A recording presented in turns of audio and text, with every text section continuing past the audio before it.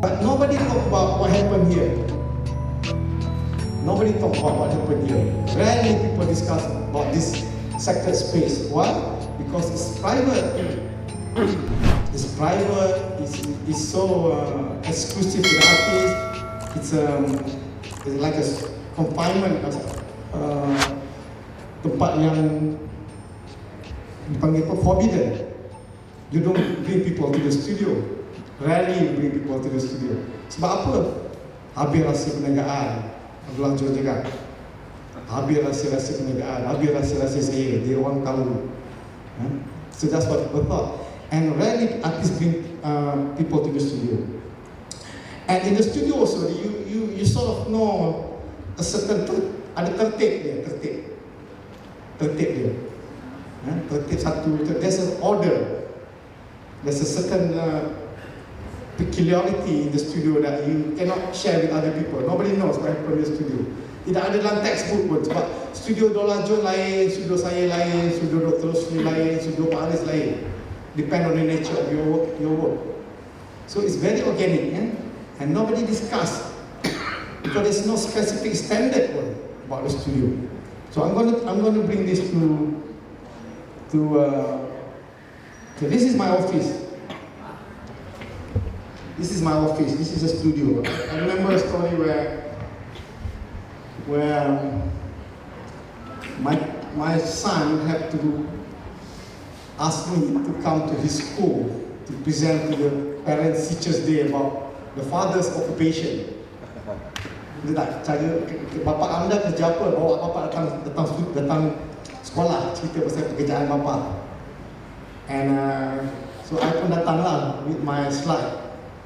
But before me, it was a doctor. My son's friend, his father is a doctor. So the doctor presents the slide of his office. Ada kursi, ada bilik, ada operation theatre, there's some fancy, beautiful equipment of medical equipment. So the more the doctor presents, the more I become worried. I'm going to show my office. After this, I know my son will be terrified. And then after the presentation by the doctor, it's my turn. And the first thing I showed this. I said to the children, to the school children, I said, "This is my office." Everybody clapped their hand. Everybody clapped their hand. They were so shocked, and probably they thought almost like same like their room maybe, or probably they think macam tempat buang sampah. But my point here is that this is a space. This is the space that I was talking about. This is a premise. This is a premise. This is your office. This is your battlefield. This is your ground. This is your sacred premise. Orang Melayu panggil this is gelanggang. Inilah gelanggang ni. Tanpa gelanggang ni, tidak adalah pendekar yang paling tidak ada pendekar, tidak ada wira-wira yang tanpa gelanggang. So never take for granted about the gelanggang. Without this gelanggang, tak adalah karya-karya hebat. Without this gelanggang, without this sacred space, there's no masterpieces. No way. So but this gelanggang was never been discussed. Never been discussed. Yeah, that's a mystery. Never been discussed. Tak pernah diutarakan pun, tidak pernah dibincang pun, tidak pernah dikongsi pun. Tertib-tertibnya ataupun rahsia-rahsia ini tidak pernah. So malam ni kalau saya diberi kebenaran, saya akan kupas sedikit sebanyak this so-called sacred space. The nature of the space, this is magical. Ini agak menakjubkan. The nature of the space, in a way, will determine the kind of work you produce. Umpamanya, nampak macam remeh-temeh. Umpamanya, karya saya tidak boleh lebih daripada 7 kaki. Sebab apa? Tak boleh keluar pintu. As simple as that. So why karya Prof Jai tak boleh ada 8 kaki? Because tak boleh keluar pintu. That's the most practical reason that one can think of. And is that important or not? It is important because it's determine your size. So I kena belah dua. So I tulis kat pintu I 7 kali 4. Never exceed this. If I exceed this scale, I'm going to have a trouble. I'm going to have a problem. I cannot bring the work out from the studio. As simple as that. And then the floor, you'll be surprised. Some artists use the wall, some artists use the floor. So if you see the studio with the empty floor, like this, for instance, contohnya, ini menggambarkan the artist work on the floor, not only on the wall. Sometimes on the floor, sometimes on the wall, sometimes. So there's both two orientation. You can, from a glance of this space, you kind of understand how the artist work. And obviously there's a small chair all over the place, meaning artists move around.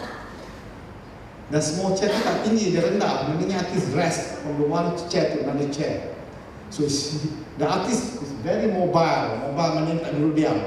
Ada artis duduk atas kursi 5 jam. Kan?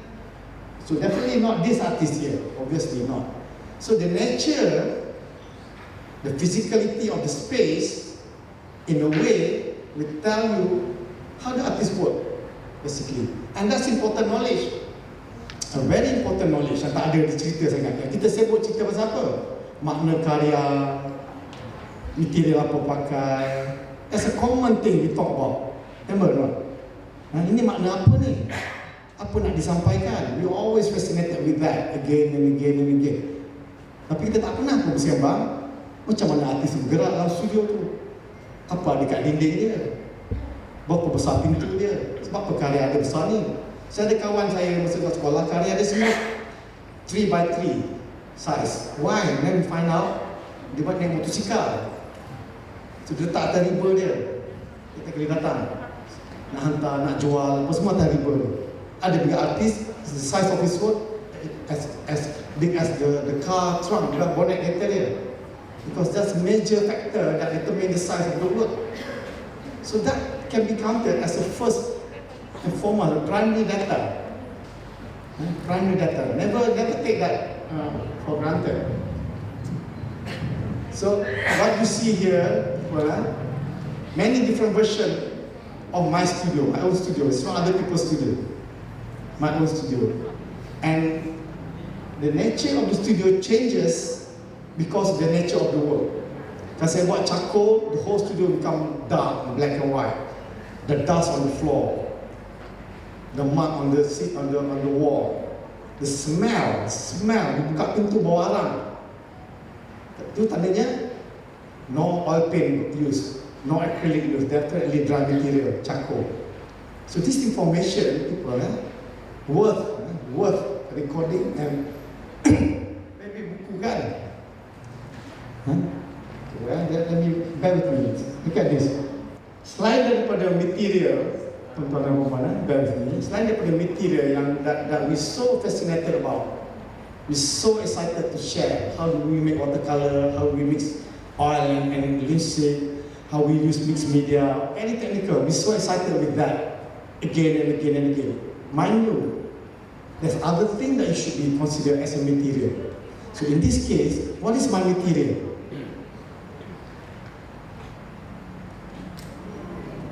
I won't be talking about oil paint alone, but thousands of people talk about oil paint. I won't be talking about acrylic or canvas, because that's a common thing people discuss about. Other thing, what is it? Beside oil paint, beside acrylic, beside charcoal, cahaya become bahan saya gunakan. So that bring you another step ahead. As a painter, I'm talking about as a painter. I'm a painter. I'm not a new media artist or computer generated artist. I'm just a painter. But sometimes I paint using light. Sometimes I can see, sometimes I cannot see, sometimes I can see. So that's the reason I use this. I have to change the bulb to a UV light. I have to buy a certain material very new to me, which is glow in the dark pigment. Glow in the dark pigment. When I paint, I cannot see anything. I switch off the light, then I can see. So it's so fascinating to kind of gauge between these two experiences. Experience in the dark, experience in the light. Experience in the dark, experience in the light. No way. But I'll show you later how the result come out. But what I'm trying to point out here is material can be non-physical. Material can be cahaya, can be bau, can be angin, maybe. Kita lupa bila kita cakap pasal oil paint, we talk about oil paint. Contoh, we talk about oil paint so good to mix with certain linseed oil mixed with turpentine, certain ratio. The canvas have to be primed properly with gesso. We talk so technical about that, and then we stop there. You did not mention, it takes certain temperature to dry because of the heat. You don't mention. You put in the room different, you put outside is different because of the heat. So we're so specific in terms of material that we forget there's other part that involve that help you to talk about material that never been discussed. So this is the light as part of my material. Look at that. So this one, saya takkan cakap pasal karya, tak payah cakap dulu. Because today we're not going to talk about my artwork and what does it mean. What does it mean? Or what you trying to share? It's not so much about that. It's about the experience of making that work. It's about the space that you're occupying, tempat anda bekerja. Bagaimana cahaya melibatkan gerak kerja anda. So I'm talking about that rather than more about the meaning of the work. So this is a glow in the dark effect. This is when you switch off the light. And when you switch off the light, new images come out. And of course you have a theme. Tema dia adalah cerita-cerita pasal this series called Ghost actually. Yeah. Ghost like hantu. But you don't see ghost with a taring or anything like that. Ghost is just a folklore, the story that my mother told me about hantu, water, about poka, about masa kecil-kecil cerita. But we can never imagine what kind of muka tak pernah ada, just an entity. So I'm basing from that. So that's why you only see this ghost when you switch off the light. Sebab tu saya terfikir nak pakai cahaya sebagai material. Okay, so I know I bore you, okay? I'm going to move forward. Okay, this way. Okay,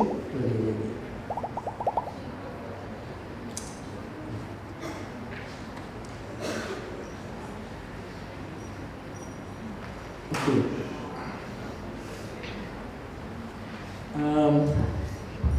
Saya ada kawan datang ke studio. I have a friend who visit the studio, and he visited 2 studio. Pertama studio Ahmad Zaki Anwar, yang another artist, and then he visited my studio, and then he make a comparison between these 2 studio, and that comparison based on the kind of work. I don't know kalau kamu familiar dengan Ahmad Zaki Anwar, great Malaysian artist, beautiful work, hyper realistic, and the nature of his studio is so organized. So organized. I wish I can have a studio like that.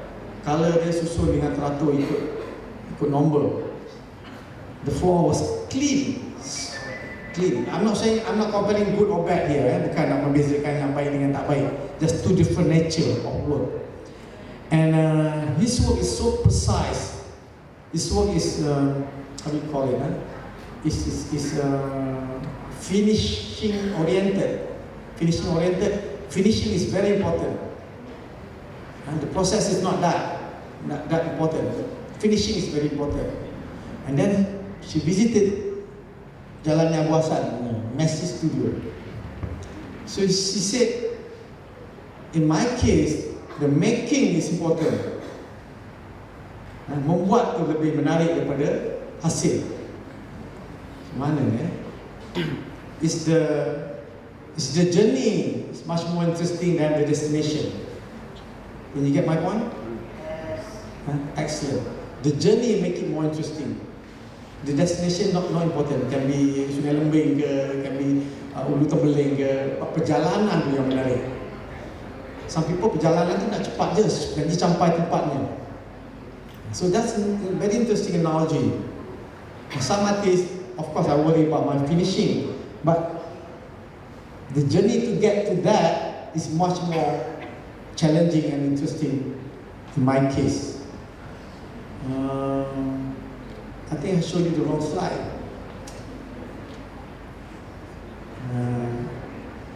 Can I get out of here and show you another slide? So yeah, because my point not about this. I call this the ontology. Ontology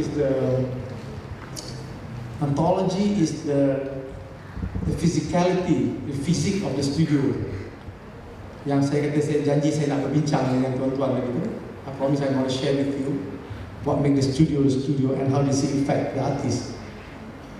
Okay, first, understand the punya ingredient. What are the ingredients that you're using? You cannot just say, I'm using watercolor and oil paint and charcoal. That's it. You have to understand the characteristic of the material. Saya buat bitumen, saya tahu bitumen ni dibuat daripada petroleum base byproduct. Bitumen also is a synthetic fiber. Bitumen has almost the same quality as oil paint. Bitumen can produce brown effect, sepia that you cannot get from any palette dalam color. So understanding your material so well, like your lovers, you're in love with your material. You understand every move of your material. That's the thing that we forget. Kita kata, saya pakai cat minyak atas canvas, habis itu. No. You need to know more about the material. So you understand about the material so well, and you run away from conventional material, you masuk industrial material, all that thing can be counted as part and parcel of the knowledge. Well versed on that. This is the bitumen. And don't look at the bitumen, ataupun, you know bitumen, bitumen is the one they use on the roadside. Buat jalan, aspal. Indonesia punya aspal, tar, or bitumen, yes, tar. And it has this vicious black character, black and vicious. And surprisingly, when you mix with thinner layers and layers, it turns brown. It turns into brown. And the more you make, not only brown, it turns into sepia. Sepia. That sepia you cannot get from. I think Zaim pakai bitumen kan? Banyak pakai bitumen. If you know bitumen, it's very synthetic. So what I'm sharing with you here now is to brag about the knowledge of bitumen, because I've been using bitumen for 30 years. Mesti saya tahu rahsia-rahsia dia.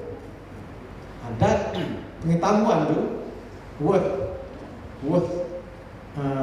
recording or sharing.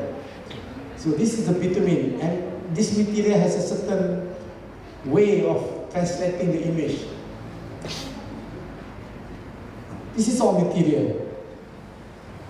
This is a material used. And none of this material, none of this material was a conventional material. None of this material was from art shop. But they're from different manufacturers, from medical, from a hardware store, from construction material like resin, polyurethane. So that's another knowledge that I think all of us should explore. Bukan nak kata tak boleh pakai oil paint, of course you pakai oil paint, but you need to push further. And if you call it yourself an artist, push a bit further than that. Invent your own material, invent your own ingredient. That's the best part in becoming an artist or create your artwork. And understand the material, understand the science of the material. Minyak dengan air tak bercampur, kalau campur jadi apa?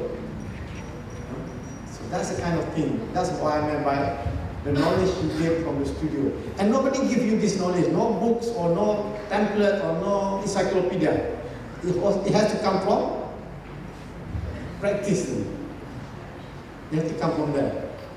Okay? Kita habislah sikit ni.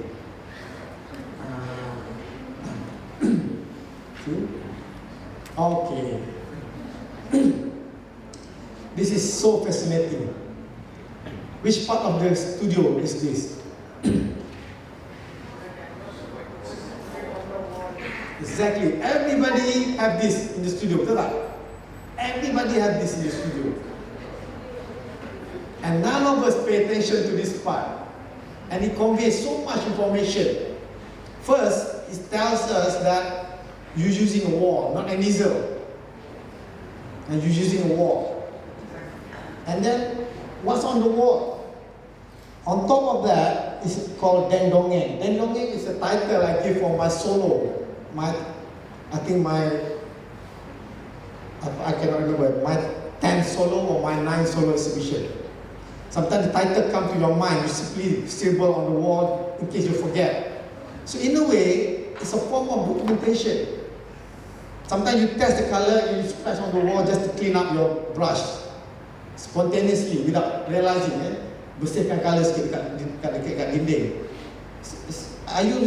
Did you realize that what you're doing is modifying, is adjusting your way of working before you put on the wall? And then there's some word of wisdom. I don't know what's that. Let not your tongue. I don't know. This is my wall. So in a way, this is a telling wall. This wall tells you the history of your making. You agree with me or not? It tells you the history of your making. If I wipe it out with the white paint, the whole history gone. So it's a very informal documentation of your sacred act of making art. Sacred, sacrednya keramat.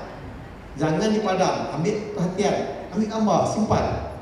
Sebab lepas anda akan buat karya lain, material lain.